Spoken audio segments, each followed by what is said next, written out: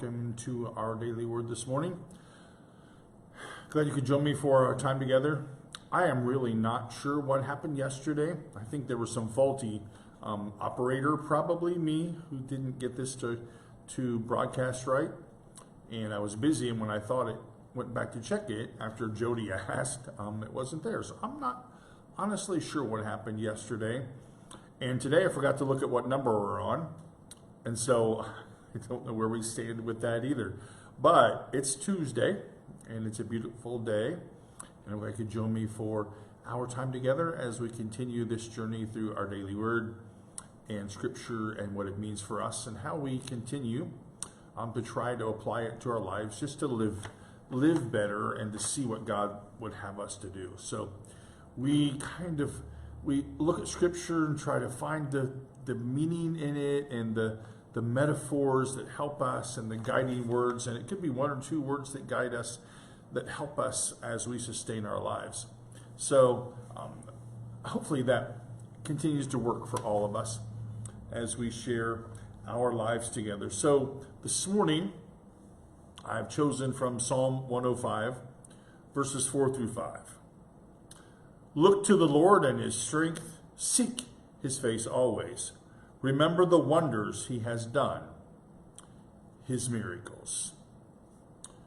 I wonder sometimes how we miss in our lives, me included, the wonders and miracles that God places before us in the very midst of our lives. Especially, I think, those wonders and miracles when you're feeling a little down, when you're unsure of yourself, when you're contemplating going in a new direction or whatever that is. I wonder how God works in places miracles and wonders in our lives. Sometimes they're big things, we're lucky if that happens to us. Most of the time, they're small things that don't seem to be much of a wonder or a miracle until it happens to us. This morning, I went to Frisch's as I usually do, and when I got there, there weren't any customers there. It was just me, but they were glad because the normal waitresses, one of the two, whichever was on, wasn't there. And so they had to pull somebody from the kitchen, I believe, to be the waitress. And so I walked in and she said, "Are you going to do the buffet?" And I said, "No." "Do you need a menu?" I said, "No." And she just looked at me and I said, "I'm going to sit back there in the corner.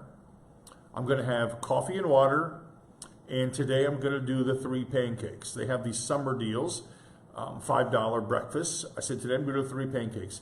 She said, "Oh, good, you made it easy on me." So I went and sat down. She brought me my coffee and water. A while later, she brought me my pancakes. And she said, "Look, I'm not a waitress. I apologize." I said, "Look, you're fine. It's really very good." And so a couple other folks came in and left, because I sat for a while and worked on my sermon for Sunday. And by the time I left, the normal waitress, who I think must have overslept or something, had a bad morning and came in, so I was talking to her. And then the person who waited on me, I thanked her. And she said, "I'm so glad you were the person who came in first today." And I said, "You're welcome," as she thanked me. And then the normal waitress, I said, "Look," she said, "Jim, I just had a bad morning." And I said, "Look, your day's going to get better." And I thought about what all of that means, our human interactions with each other. And while we may not characterize those things as miracles and wonders, we probably should. The words that we shared, the 3 of us, encouragement, thankfulness, those are miracles and wonders that happen in our midst. The signs and wonders that God gives to us don't have to light up the sky. They don't have to be lightning bolts across the sky. Sometimes they're as simple as those words that we share with each other and the courage that we have to live our lives with each other. It's this reminder for us that we should enjoy every single moment of our lives together. Look to the Lord in his strength. Seek his face always.